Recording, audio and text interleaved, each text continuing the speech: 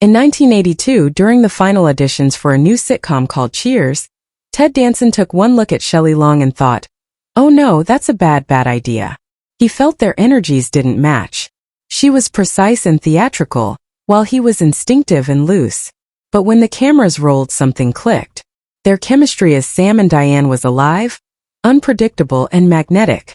It wasn't smooth, but it was real. NBC executives saw the spark instantly and cast them together.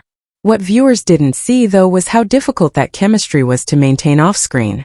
Behind the scenes, the relationship between Shelley and the rest of the Cheers cast was complicated. From the very beginning, she worked differently. She treated every script like a stage play, analyzing each line, dissecting motives, and asking endless questions. She wanted Diane Chambers to be more than a sitcom character. To her, Diane was a woman of intellect and emotion, a romantic idealist in a bar full of cynics. Shelley fought to make her authentic, even if it meant slowing down production. Assistant director Thomas LaFaro recalled that she could turn a 15-minute notes session into a 2-hour debate. She wasn't cruel or arrogant.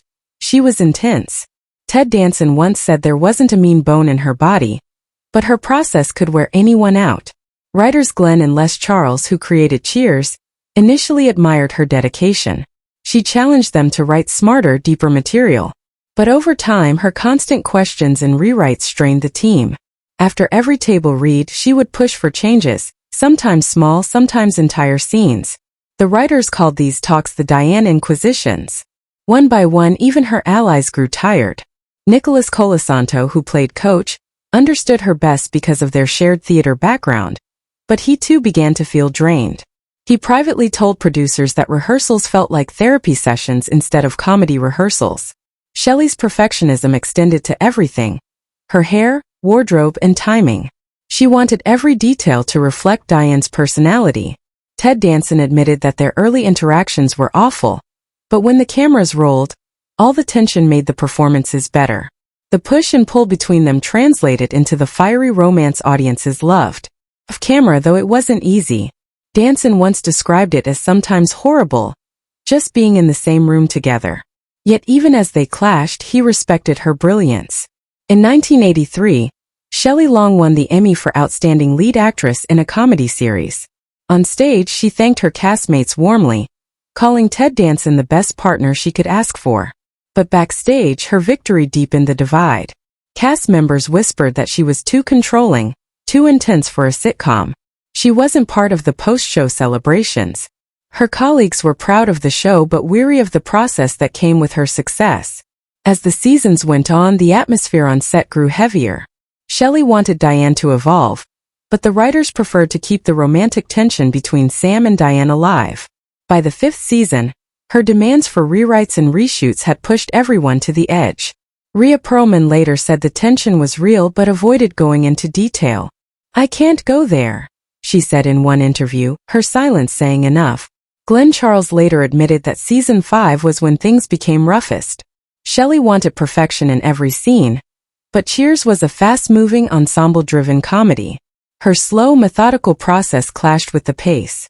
In December 1986, Shelley announced she was leaving Cheers after 5 seasons. Officially, she said she wanted to spend more time with her family and pursue movies. Privately, she was exhausted and frustrated. The producers panicked. The entire show had been built around Sam and Diane. Critics predicted Cheers would collapse without her.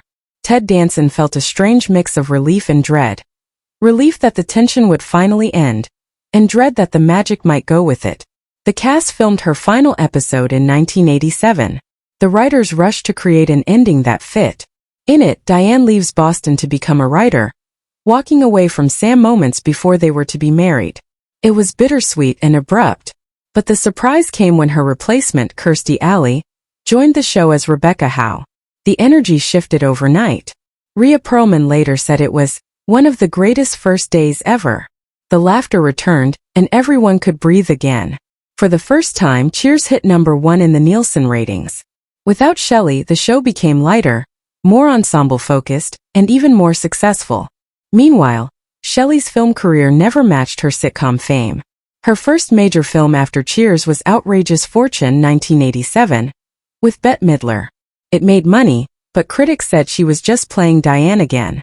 She tried other projects like Troop Beverly Hills and the Brady Bunch movie, but audiences couldn't separate her from the character that made her famous. By the mid-1990s, her movie career had stalled. Old tensions resurfaced when Kelsey Grammer, who played Frasier Crane, published his 1995 memoir So Far. He claimed Shelley tried to get him fired and had campaigned to remove his character's jokes. Shelley denied it, saying she only objected when someone suggested Diane should have Frasier's baby, a storyline she felt made no sense.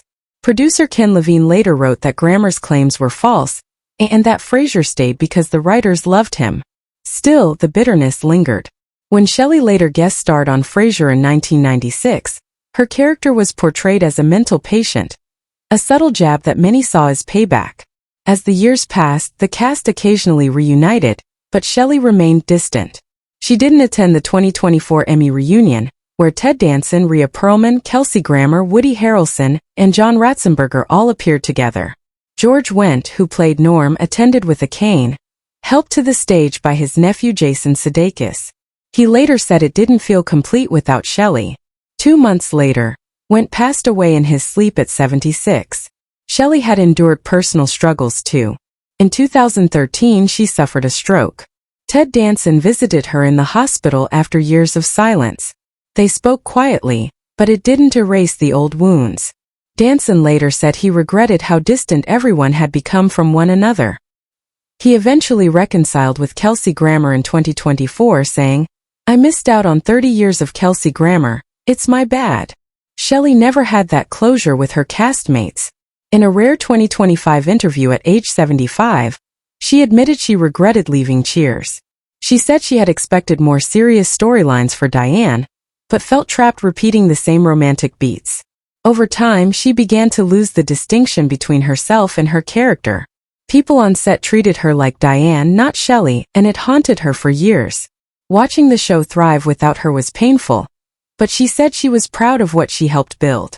The story of Shelley Long and Cheers has always been bittersweet. She was the spark that made it unforgettable, the intellect that gave it heart, and the perfectionist who made it nearly collapse.